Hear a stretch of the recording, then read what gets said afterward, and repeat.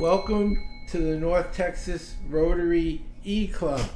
I think today is the 10th of August.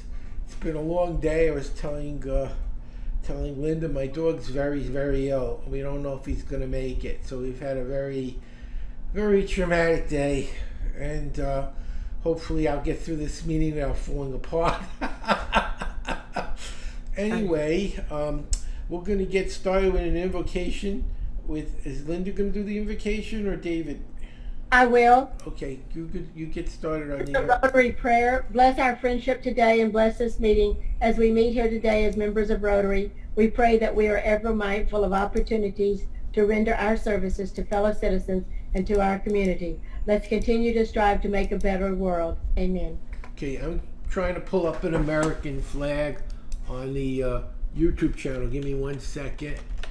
American flag waving. I'll pull it up, and then I will. Okay, here it is. It's a 10-hour video. We don't need all 10 hours.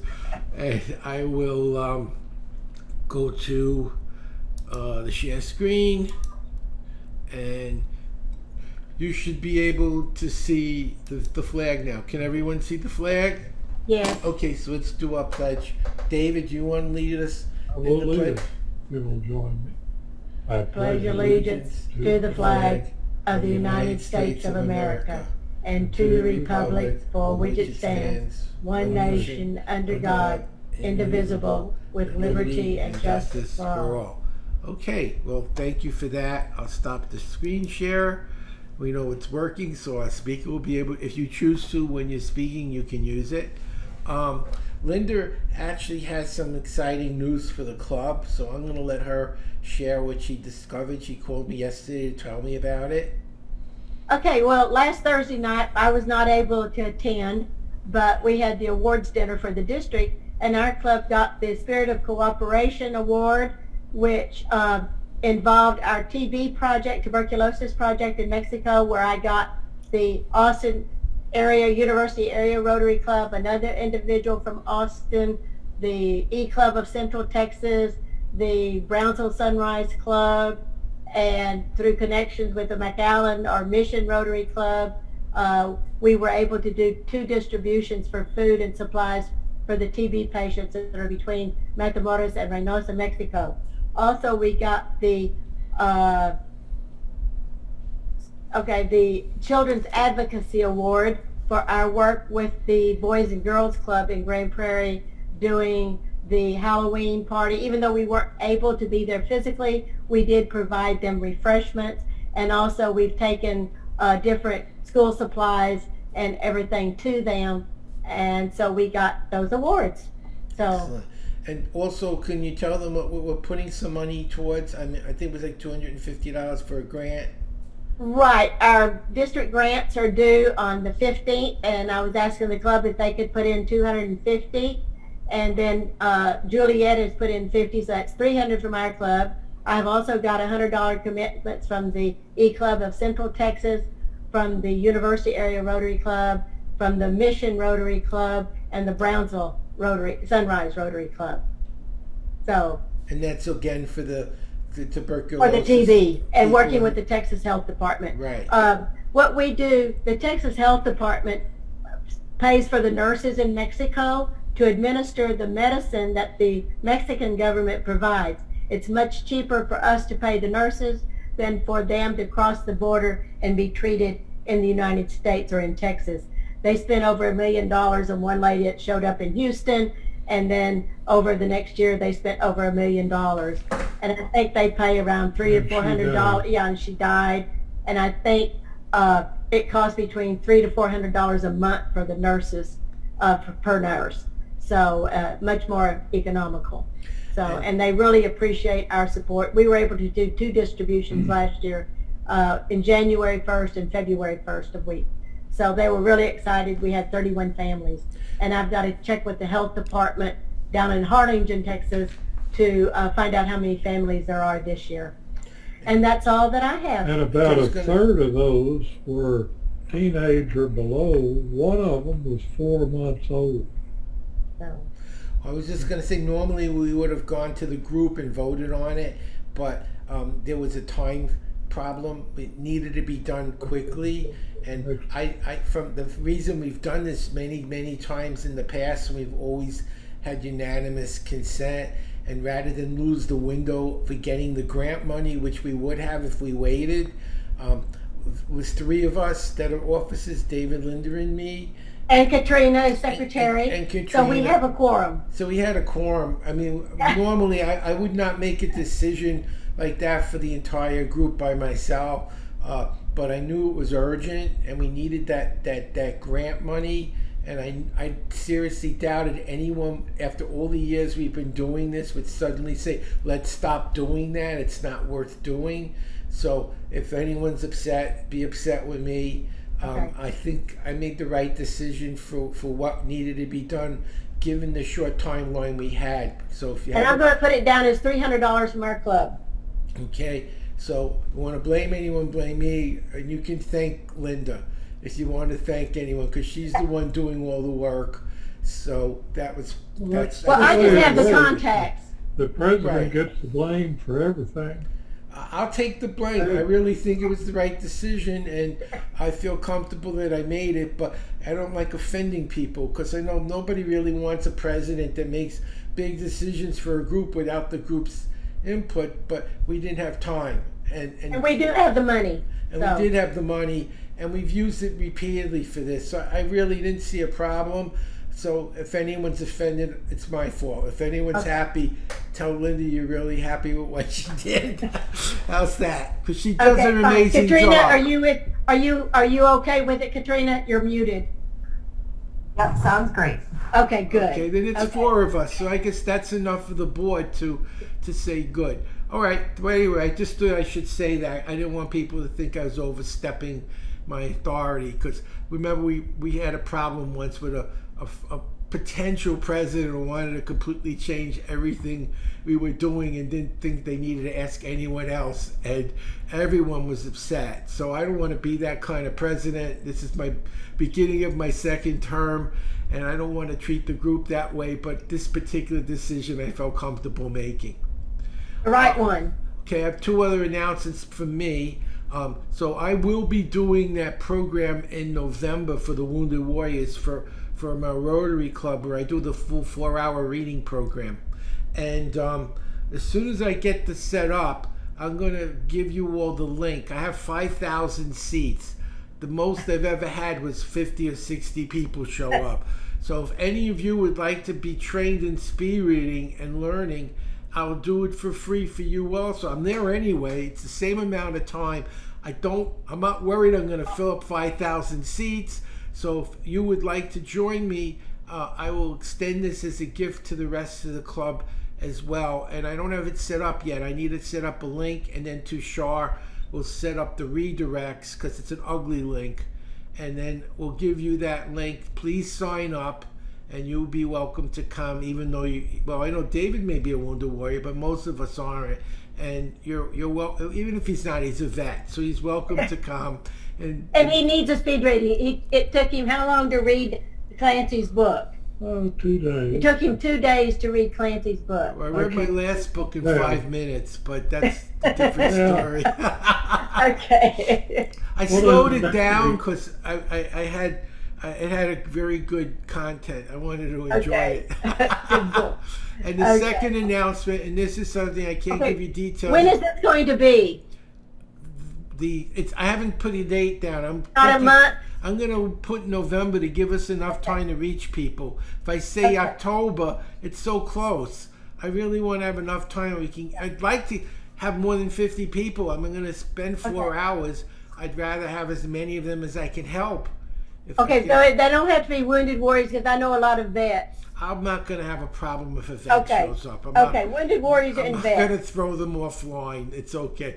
Okay. And the other announcement is I'm going to Hollywood next week. I'm going to be a contestant on a very large game show, but I had to sign a non-disclosure. So I'm not allowed to tell you the show or the person or anything. When I am allowed, I will tell you, and I'll be happy to share it, but I get a $100,000 fine if I say too much. So I'd rather not have that happen, and they could throw me off the show. so I won't. I'm not going to disclose what I'm not allowed tonight. But as soon as I can, I will be happy to tell you more. With Okay. that, let's go to Ben. I'm going to go to his bio for a second so I can introduce him properly. I just need a second because it's hard for me to get in my calendar right this second. Here we go. And he sent me some information and I'm going to give it to you. His topic is how to write a high quality client attracting book in 5 weeks.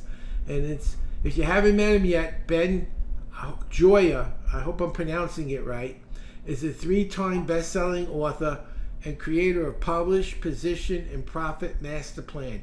He makes it easy for coaches, consultants, speakers, and solopreneurs to write a world-class book in 5 weeks so they can create the life they want, the business they love, and make a bigger impact. Ben helped a Fortune 100 company shift culture by creating an empathy video game in collaboration with MIT. That sounds exciting. He's trained leaders at Stanford and created the first mindfulness program for the ALS Association, Lou Gehrig's disease. That also sounds very exciting. With 35 years of writing and publishing adventures, Ben has produced more than 352 million magazines. Ben believes that people thrive when they relax, smile, and quit suffering now. So I am going to let Ben take over. We'll mute ourselves, Ben, and we'll unmute when you're done. If you want to use PowerPoint, you can. That's up to you. Thank you. Howard, if you could just give me the power to share my screen, and then I'll okay, be let me do that. I be thought good you to had go. it. Actually, Linda, you have to do it. Howard is muted. Linda, you have to do it. You're the. Oh, I thought you recorded it on your own system. No, it's not the record. You have to give him permission to share his screen. Oh, okay. Right click on his upper corner and then make him a co-presenter, and then he can share the screen. On his upper, okay. Yeah, it's Where? on your screen. If you I right know. click, there should Well, be 3 down dots. here is share 3 screen. dots. Let me see The here. 3 dots.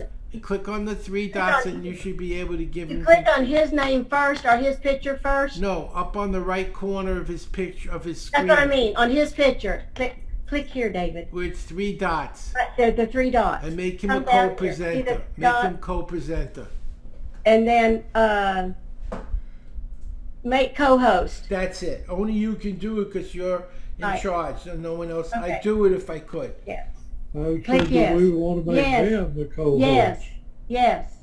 Okay, Then if Ben, you have we to would record it. love to have you go 20 to 30 and minutes then- if possible. Okay, and then you record, right? It's recording now. Okay. Ben, you're on. beautiful. Oops. Thank you so much. Let me just get my beautiful. Linda, thank you, sir, for sorting out the technology, and thank you all for inviting me here today. This is such a beautiful opportunity to spend this time with you. You know, Howard and I had just met each other. I guess it's about 6 or so weeks ago, and you know, we'd connected on LinkedIn, and you know, it was so interesting that you know, meeting new people, Admit. right? You know, you find the connection, see what's possible, and found out that we were both born in Brooklyn, New York. We both attended the same college, which is Binghamton University in upstate New York. So it was just so much fun to kind of have all of these connections and you know hear stories of you know new parts of my city that I had never discovered before. Can I say one quick thing, Ben? Vindman, Colonel Vindman went to SUNY. He's also an alumni. I don't know if you knew that. Oh, gotcha. Thank you. Wow, we're full representing house. So thank you for sharing that. And you know, for all of you all who are not here live, I want to thank you for catching the recording as well.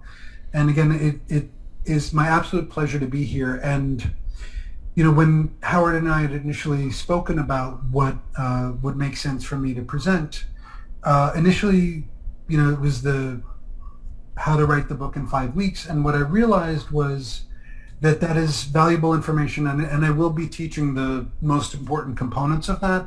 But what I realized that will probably be even more helpful is to give you the the whole picture, right? Like not just getting the book done, but how it fits into all of the steps for publishing, positioning, and profiting from your world-class book. So that's why the title is a little bit different from what you had seen, and that's why I'm taking this little bit of a different approach, because I realized, I want to, right, with that, I can't teach everything at all, but to be able to give the comprehensive understanding, I think really makes each of the pieces make a lot more sense. So that is the reason why why I'm taking this approach today. And again, I'm super excited that you're here, and I promise that in our time together, you'll have the core strategies that I used to get my book done in 5 weeks. And this led to a lucrative overseas speaking gig, which I'll tell you more about in a little bit, and also a 10-month consulting contract with a Fortune 100 company. So what they say, the illustrious they, is that if you write a great book and do it the right way, things like this can happen, and that has been my experience. So I'm going to share how I did that with you. And all of those successes of getting that, laying the groundwork for that overseas speaking gig, laying the groundwork, actually beginning the process of getting that 10-month consulting contract, this all happened before my book was even written. So I'm going to talk about that as well, because I find that books are very powerful tools, and we can make use of those tools even before our book is published. So shaking up our thoughts. A lot of people think, a book has to happen in one kind of particular way, and I'm here to show you that it doesn't have to happen that way. And when we kind of change our perspective and change our understanding, it really opens the door to make it easier to get the book done, get it published, and for all of us, right, being able to make a bigger impact by using the book, right, to help with our message, to help how we're serving the world, etc.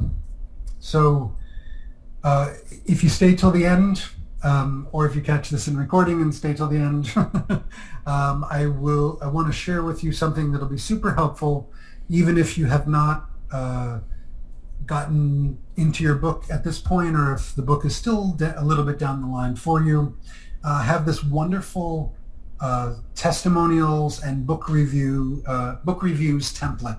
So I don't know if anybody remembers Mad Libs from when some of us were kids, right? It was those sentences where you would fill in the blanks with nouns and adjectives and adverbs, and it would make a funny statement. Well, this is a similar kind of approach, but what it does is it helps you basically create testimonials for your business or for your book, and then you can ask people, hey, can you write me a testimonial?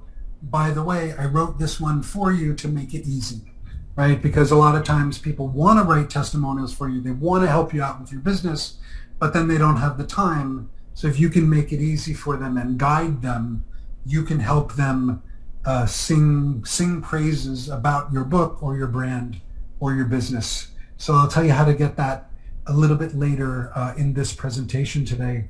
And those testimonials will change your life, whether it's for your book or you use it some other way, because it's so lovely and powerful to have those testimonials. People call them social proof, right? If I say, oh, my restaurant is a wonderful restaurant, you might say, okay, it might be.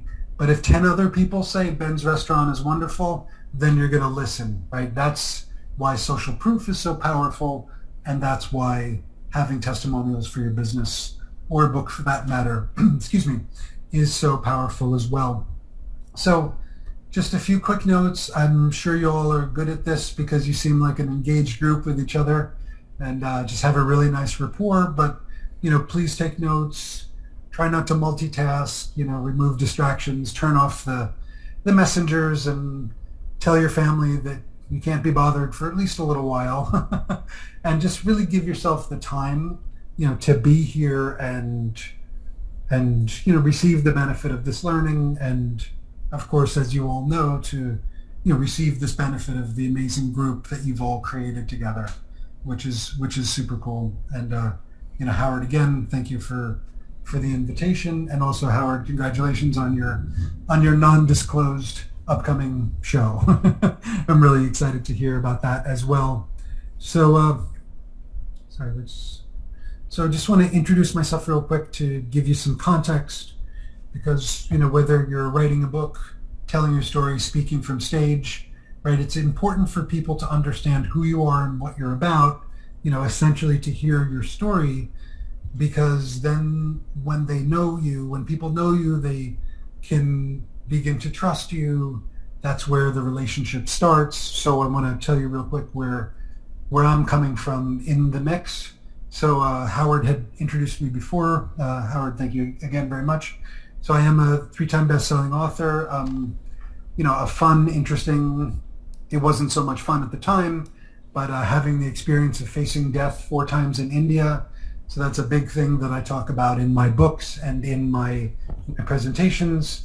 You know, I helped this Fortune 100 company create this video game, done a bunch of writing and publishing. I wanted to write a novel since I was 12 years old, and I started publishing stuff when I was 13 with the high school yearbook, right? So it's been in the blood forever and ever, and it still hasn't stopped.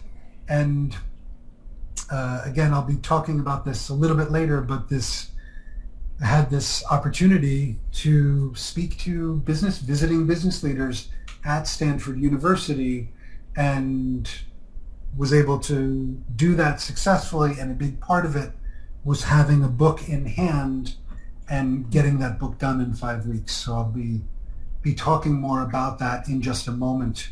Mm-hmm. So people have all different reasons for writing books, but I like to really invite people into imagining what's possible, right? So having a high quality published book that's bringing you leads and clients and opportunities, and something that instantly positions you as an expert in your market, industry or field, right? So many of us are experts in our stuff. It doesn't mean we're the expert, and we don't need to be the expert, because that's entirely too much pressure, or at least for me. But we all have the ability to be an expert, right? Because each of us has our own combination of skills, experience, expertise, wisdom, hard-earned wisdom, right? You know, the rock bottom story, all of that stuff, whether it's personal or business or both. So all of that stuff, if you mix it together, I like to call it the special sauce. And that special sauce is what really makes you stand out as that expert and helps people understand, you know, your best clients, your best partnerships, helps them understand that you're the right person for them, right? No hesitation. And when you position yourself as an expert, right, not only for the business, but to leverage your ability to make that impact and leverage your ability to be of service in a bigger way, you never have to worry about competition anymore. I mean, I don't know how you think about competition now, but so much of what we're taught is about competing. And it's like, okay, well, we can do that, or we can spend our time really focusing on what our audience cares deeply about, how they talk about it, and then really magnetize the right people to us and repel the wrong people away from us, right? There's plenty of business, plenty of opportunity for all of us out there. So let's connect to our right and best people and do what we love for them in the best possible way. And for me, you know, what I love about a book and the power of the book as a tool in your toolbox is, you know, when you do it right, being able to wake up every day with time, money, location, and creative freedom so you can share your message and make a difference, right? So it's wonderful, absolutely wonderful to have money, because it allows us to do things in the world for ourselves, for our family, you know, to take care of the people we love. And, you know, it really is in many ways, the fuel for our message, and such a beautiful opportunity for us. So you must get your book done. You may know that, you may have that feeling, and whether the time is now or soon, I just really invite you to hold the possibility of that open for yourself. And I want to share some things in this presentation to help show you that it's a lot easier and a lot more direct than you may think. So we're going to cover a few things today. We're going to start with publishing secrets, and from writing and finishing your book fast to launching your book the right way. Here's what to know. I'll tell you some important things because most people don't understand the publishing world, especially the publishing world today. And the nice thing is that for folks like us, there's a beautiful opportunity here as long as we're following best practices and doing things the right way. So we'll also be covering positioning secrets. So like I was saying a little bit before, instantly positioning yourself as an expert. Books are so powerful. People make assumptions that you must know something because you wrote a book. and that is true, right? So being able to leverage that power to make that impact, to get clients sooner, to really rocket ship our business and our authority as a beautiful, beautiful opportunity. And then the last little bit that we'll talk about today are the profiting secrets. So, taking your business to 6 or 7 figures without selling a book. And some people might say, what? And I will actually answer the what of that because, again, so many beautiful opportunities that have really never been around before in the publishing world. So we start on the publishing secrets. Remember, like I said before, I thought about focusing this presentation just on how to write the book in 5 weeks. And, I'll still get to the essence, but I wanted to really give the most comprehensive picture that I could give.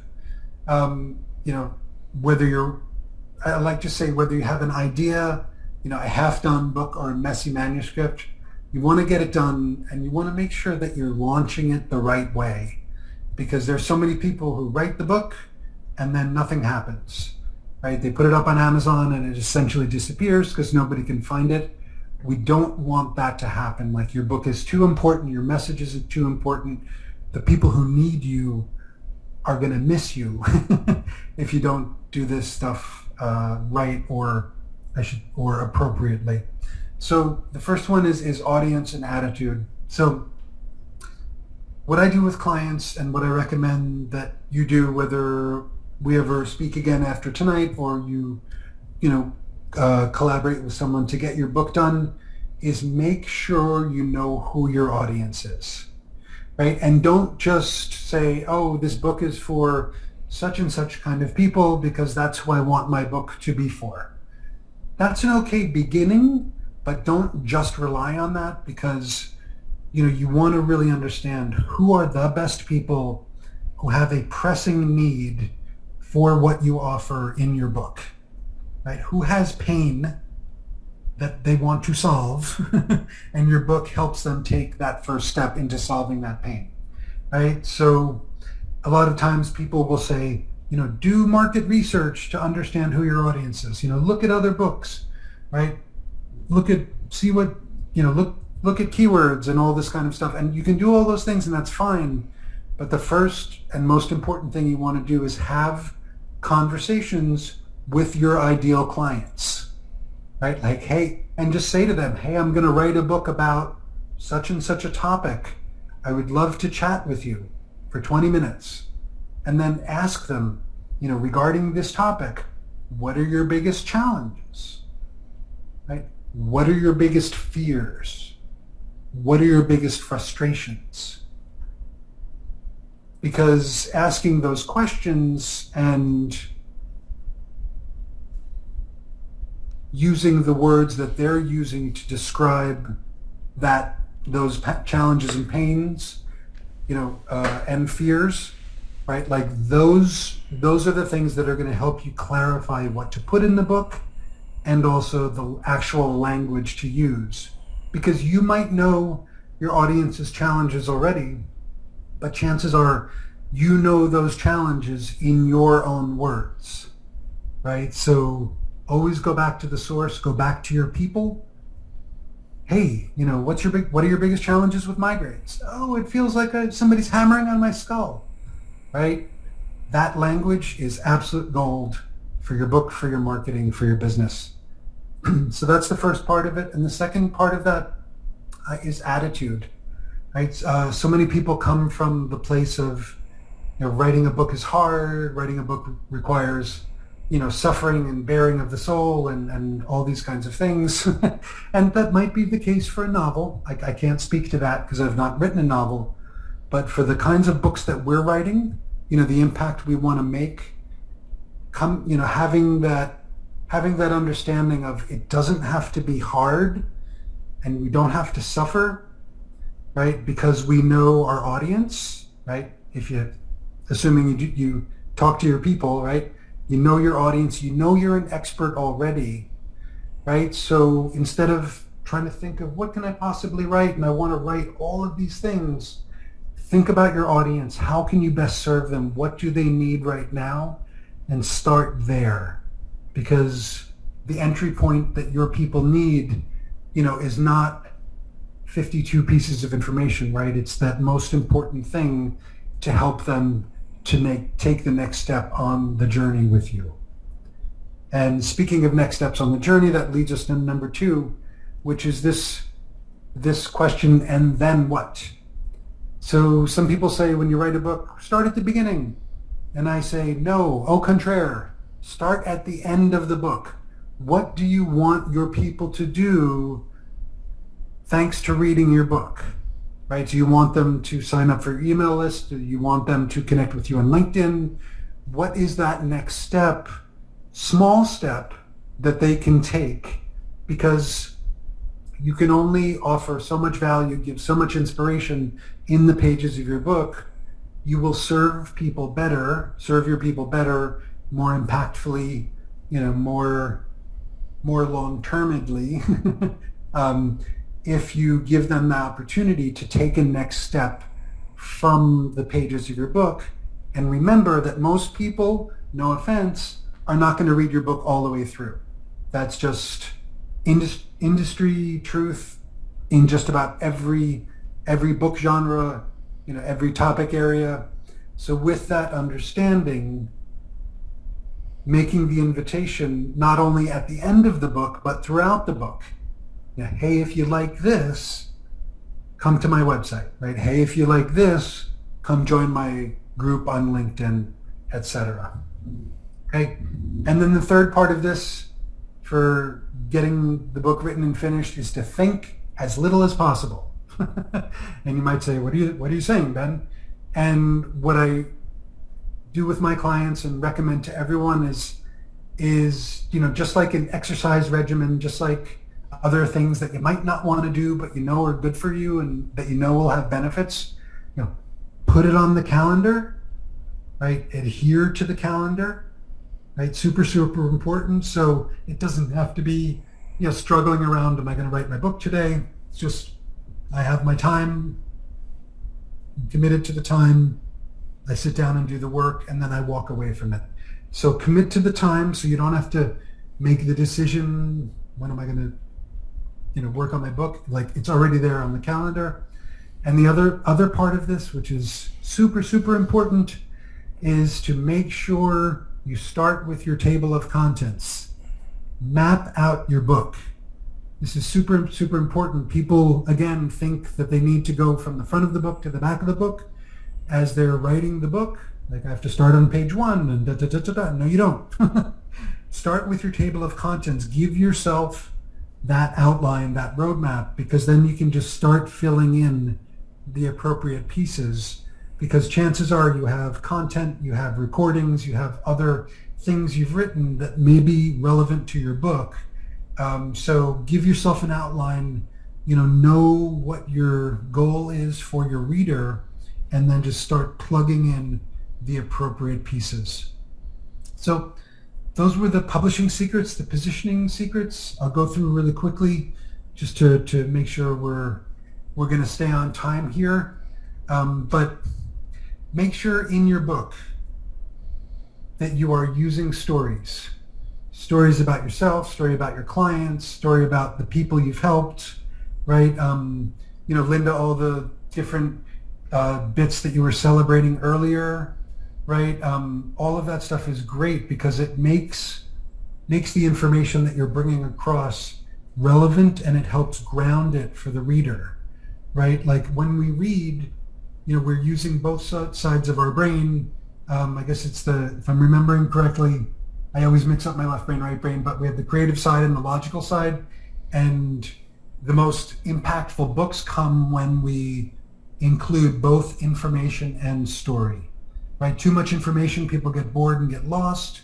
Too much story, people get inspired, but they don't have action to take. So having that right balance, and the reason why I put the word sensations here, I learned this from one of my first coaches. He said facts tell, F-A-C-T-S, facts tell, but emotions sell, right? So whether you're trying to sell a thing, an idea, persuade somebody into a greater possibility in their life, and help them feel something by sharing your story, right? And what I have here about leveraging your idea, your draft, no matter what shape your book is in, leverage your book, right? When I was invited to speak at Stanford University to visiting business people, I signed the contract. I said, thank you very much. I'm really excited to add value. I'm going to show up with 130 free books for everyone in the audience. And the event planner said, that's amazing. They'll love that. Thank you so much. I said, you're welcome. We hung up the phone and I said, oh my God, I have to write a book right now. And I wrote and assembled my book in about 3.5 weeks, got it done.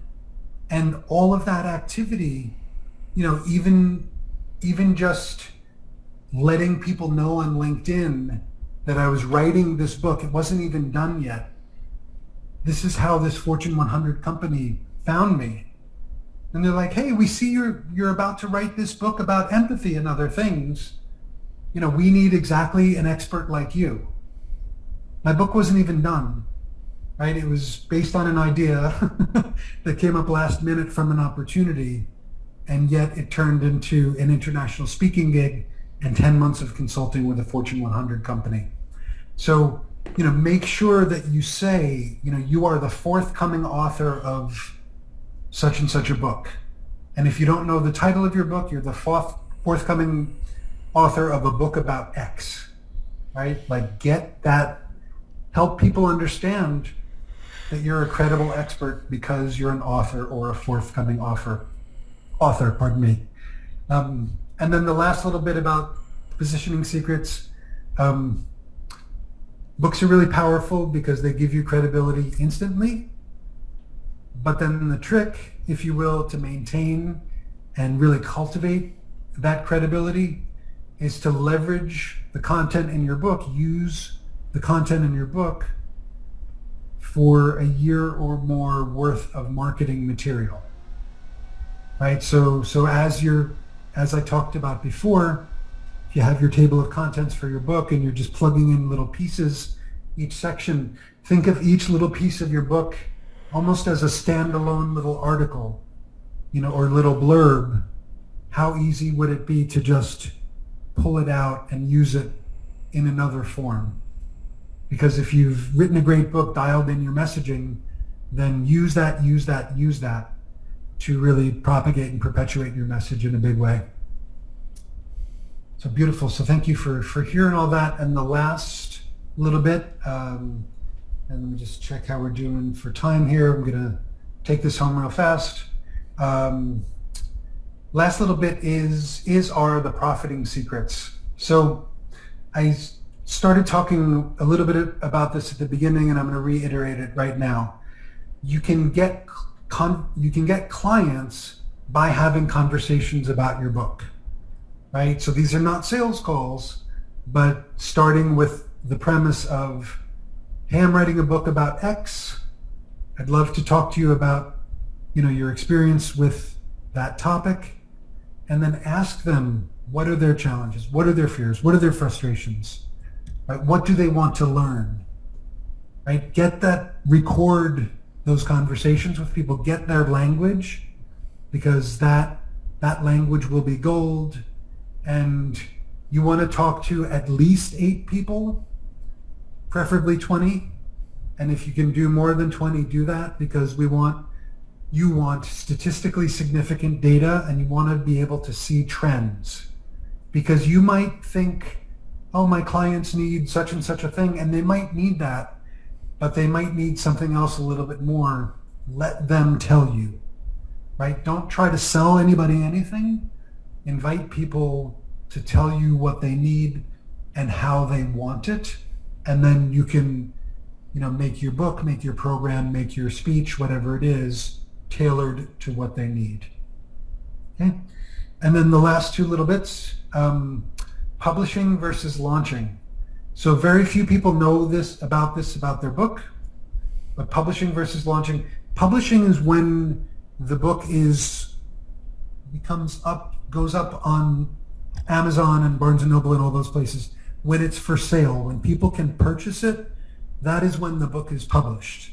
But the launching of the book, what some people will do as far as a bestseller campaign and, letting the whole world know and having other people interview them on podcasts, book launch, that's a separate entity. And a lot of people think, oh, you want to do both of those things the same day? And what I recommend is don't do that the same day, right?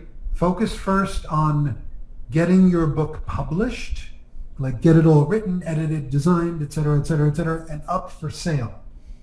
And then now that your book is up and selling, then you can make a plan to strategically launch your book and do it with partners and collaborators, because you'll get so much more reach and results from partnerships, right? And that leads us to our last little bit, is Partnering Plus. And this is just a reminder that all of us are more successful in collaboration with each other. We can do so much more. And in this day and age of publishing, especially, if, let's say, you wrote a book and you were receiving, a $2 royalty per book, right? Every book you sold, you received $2. So if you wanted to make $100,000, you'd have to sell 50,000 books. And to sell 50,000 books, there's a bunch of marketing, advertising, energy, et cetera, et cetera, et cetera. What I say and what I teach my clients is, hey, instead of trying to get 50,000 people to say yes, how about developing good relationships with 3 or 5 or 10 people who can become your clients, and those 3 or 5 or 10 people give you that $100,000 in the space of a year, right? It's much easier to develop relationships, deep, solid, lasting relationships with 10 people than it is, to get 50,000 people to transactionally say yes, to something for a few bucks. So yes, write your book. Yes, publish it. Yes, try to sell it as much as you can. And first and foremost, develop the relationships with partners, influencers, the people who who have relationships and that can help you get your message out in a big way. So those are the quick questions, and I hope have been enjoying this. I'm going to do the quick wrap up, and just to remind us what we just covered, right, is the roadmap, the basis of the roadmap for your book. Just remember what we said before, right? Knowing your audience, having the attitude that it doesn't have to be hard, and therefore following through with planning, having your table of contents, etc., giving people an opportunity to know what to do next, thinking as little as possible by having a roadmap, planning your time, making use of stories, connecting those stories to the solutions that your people want, and using stories to elicit the sensations that help people really remember you, your message, your book. Leveraging your idea before your book is even written and helping people understand that you're an expert even if your book is not in your hand yet. The credibility machine was making use of your book for the subsequent year after you've written it. Like, don't just let it disappear into Amazon, but use it, use it, use it. Last little bits, get clients from conversations about your book, right? Ask them, let them tell you what they need. Understand and make use of that difference between publishing and launching, because you will get better results and it will keep you happier and more sane for yourself and the people around you. And lastly, partners, partners, partners, which is exactly why we are all here together in a gathering like Rotary.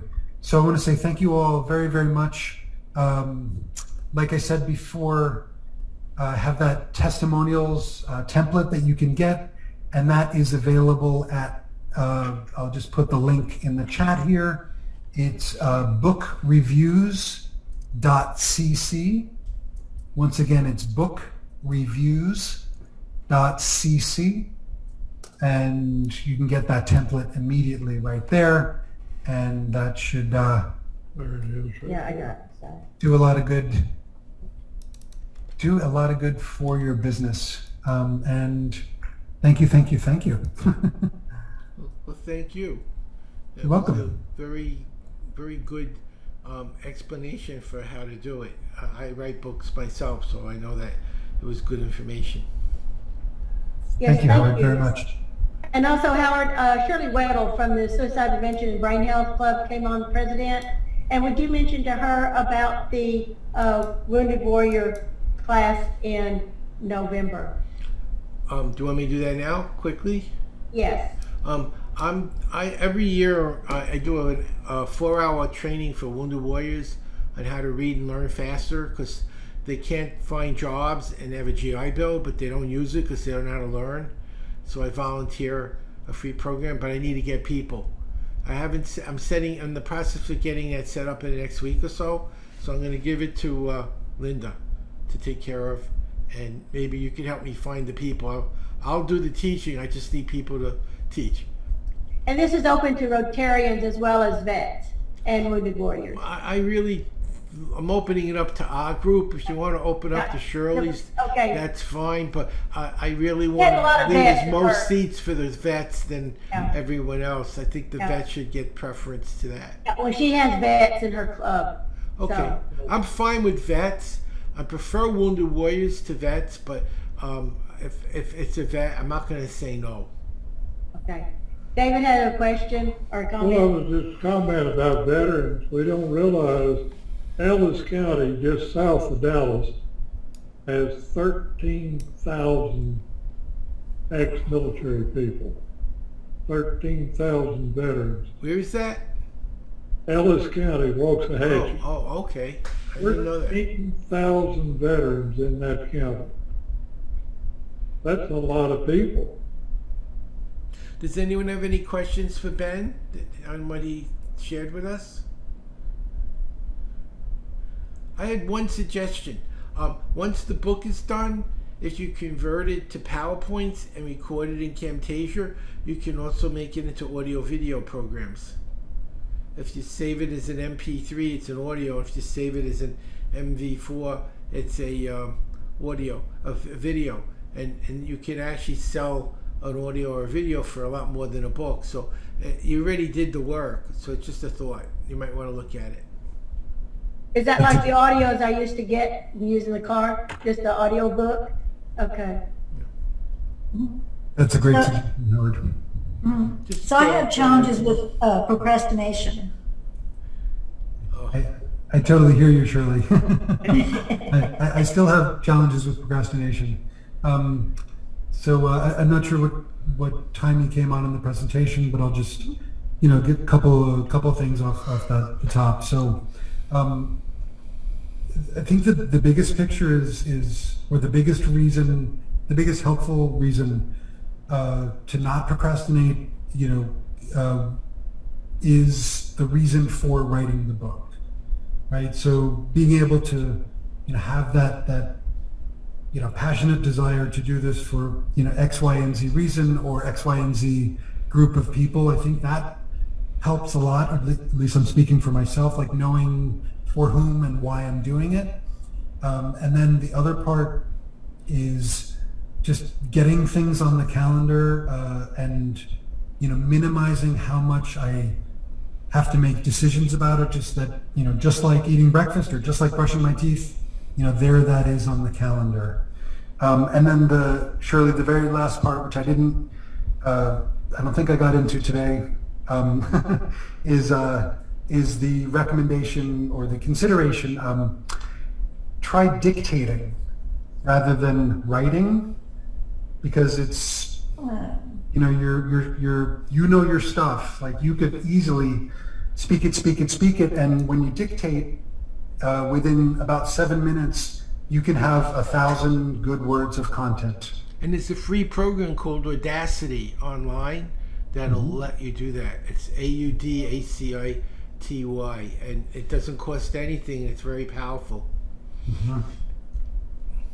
So that's a good idea, because sometimes I get carried away with the typing and I have to backspace, because I had those English teachers that believe in really a complete sentence is good grammar. So I'm always wanting to make sure the sentence structure is right or something too. And sometimes I wonder if maybe I should just do the thoughts and then go back and clean up later. Absolutely, because it's important also to remember that at some point in the process, your book will be professionally edited, right? So it doesn't. I mean, of course, you want to do your best, but doing your best with sentences comes after the content is in place. Write a sloppy first draft that connects the dots, and then go back and fix it. And that's what I think Ben's saying also. Yeah, because it's so amazing and so powerful to get the messy manuscript done. Like, oh my God, there it is.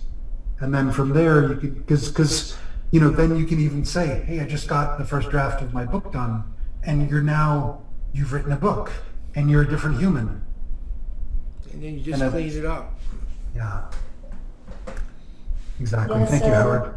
Thanks, So Shirley. so what about with the editor and all? How do you, I didn't talk about editing and that sort of thing. How do you find an editor? What is that process then? You said you want Odesk, Fiverr, Fiverr, Odesk. Is there any others that you use, Ben?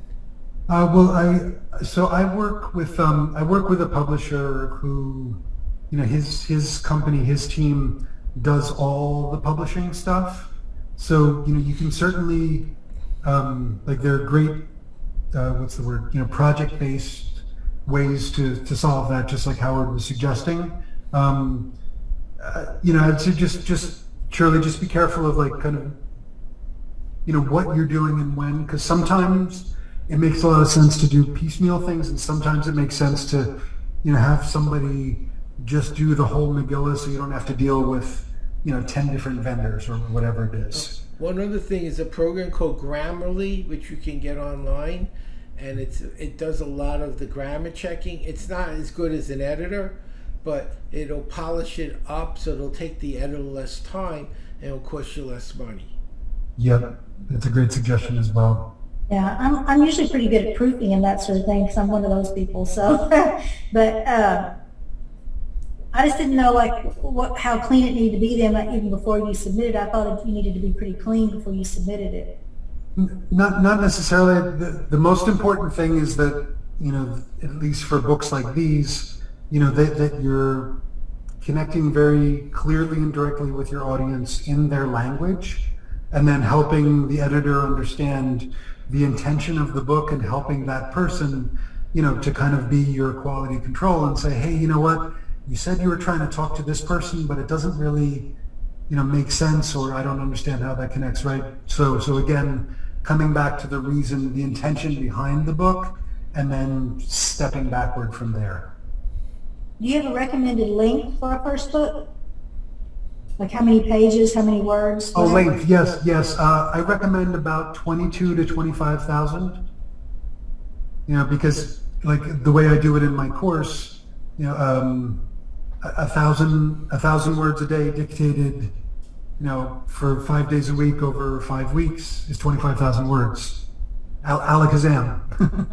There's a messy book right there. And there's also a program called Designer, DESIGNRR, and so it'll turn a PDF into a ebook very quickly, and you can instantiate pictures and even audio and video links if you choose to into an online book, but it'll also make an offline book.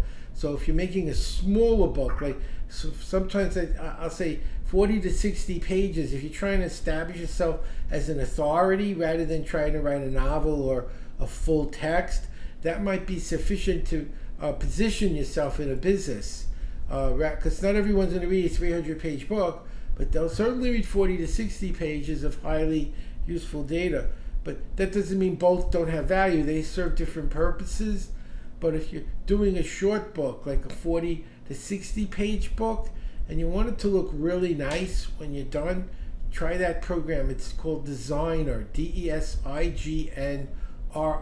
You may find it useful also, Ben, when you're doing a shorter work, or maybe you're taking an excerpt from one of your chapters and offering it as a bonus or something, and you want it to look really polished and beautiful. It even will make a book cover, a beautiful cover, and then it can create the cover in 3 dimensions. So when you're looking on a website, it's a book that's on an angle or it's open and it looks solid. It'll do that also. So you might find that useful.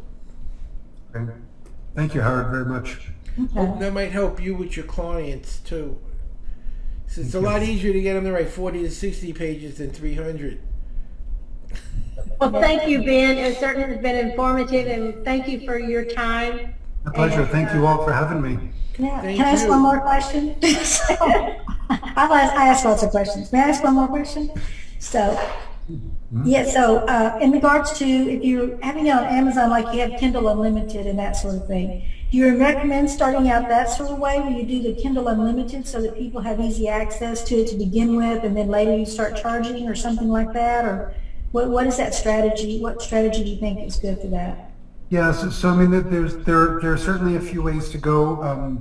Most of the time, for people like us, what I recommend is, getting the book up, published up and selling, meaning onto Amazon, both Kindle and print version, because it's very easy to do both at the same time.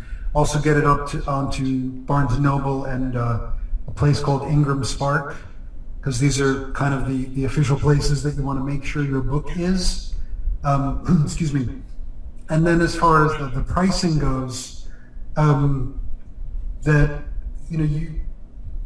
there's some strategic differences, but basically for the book launch itself, like your book launch day, a couple of people will do different things, but what we recommend is, on book launch day, you sell your book for $1.99 for the Kindle version, right? Because it's easy for people to say yes to 99 cents. It's an actual sale versus giving away the book.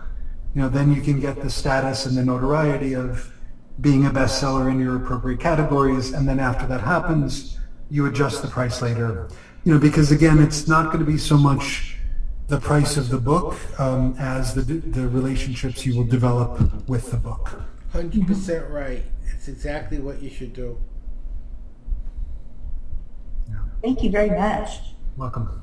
Very welcome. My pleasure. Yeah. The real goal of the book, remember, unless you're like trying to make money on a book, which is a different animal, like a Stephen King or Jackie Collins, and there aren't a lot of there are as many of them as there were Beatles and Rolling Stones. But the real value of the book is you reach people that you want to build relationships with, and that's where you really don't have to make a million sales. You just have to reach the right people that will want to be more involved with you as a result of the book. Yeah. Beautifully said. Awesome. So it was very Well, thank good. you all. I enjoyed it. It was very good information, and I found a lot of things that you did very useful.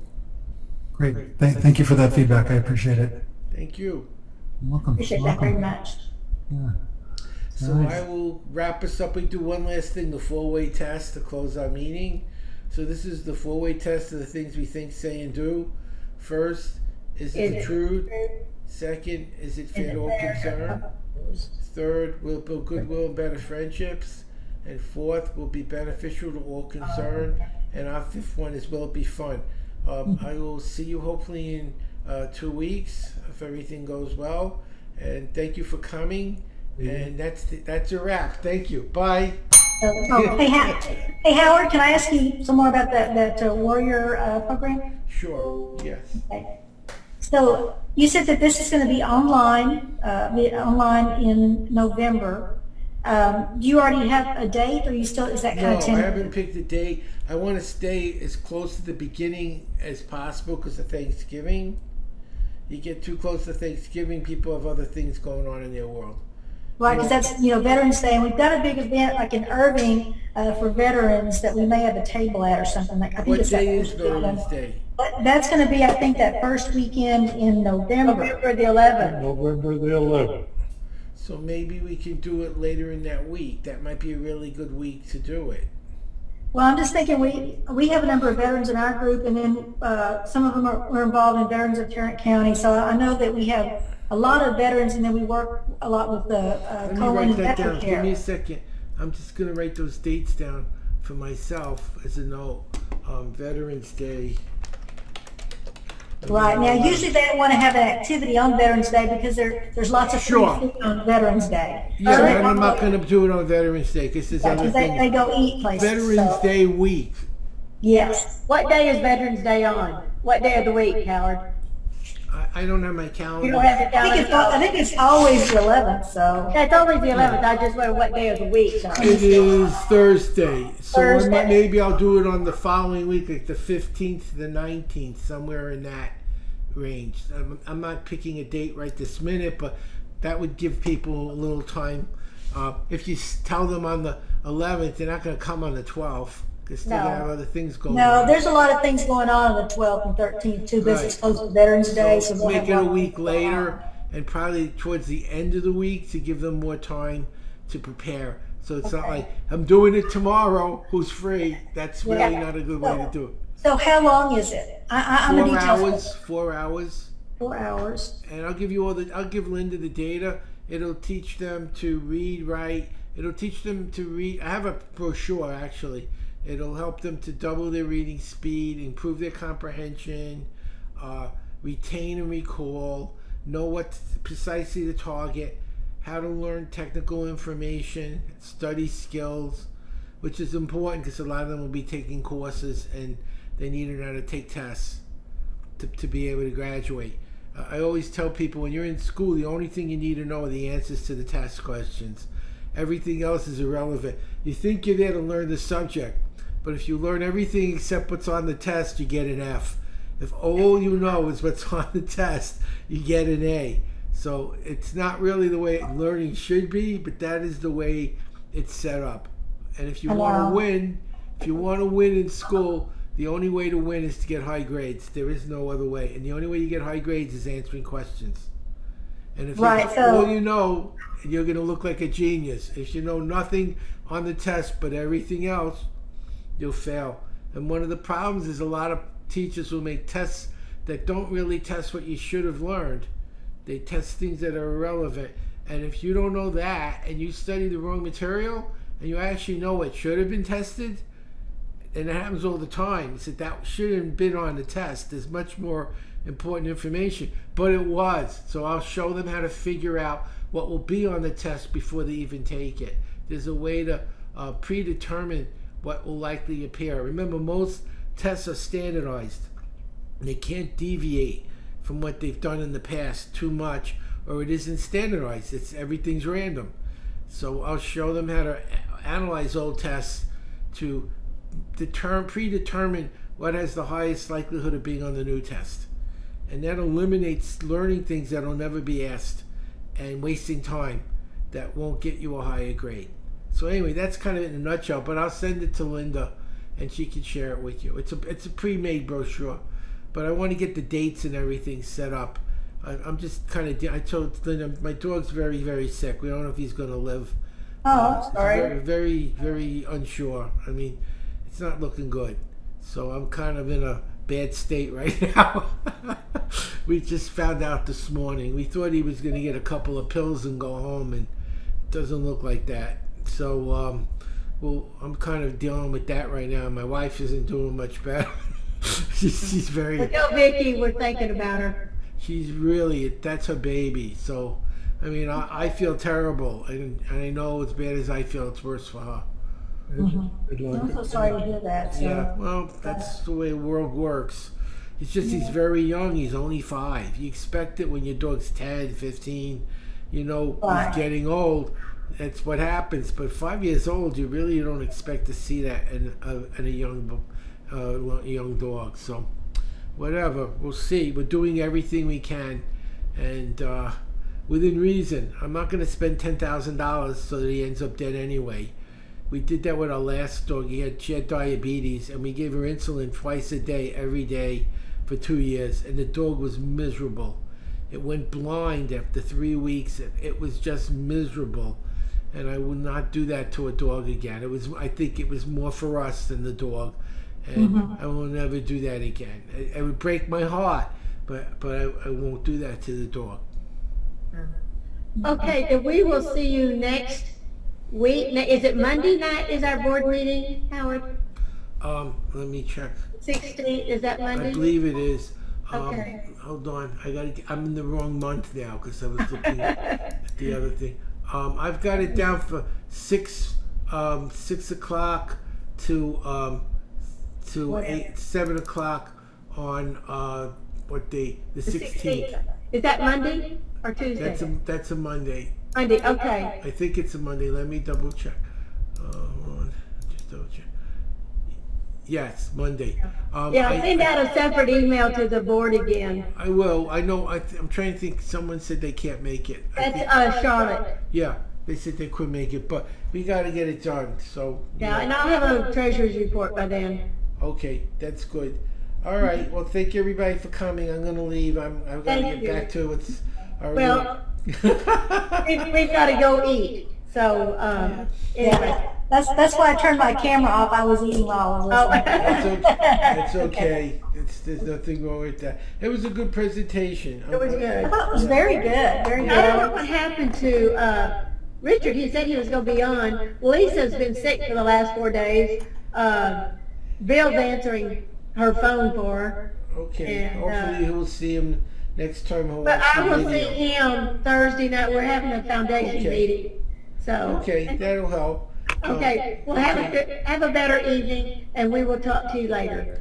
I'm hoping he's alive tomorrow. That's really Okay. where we're at right now.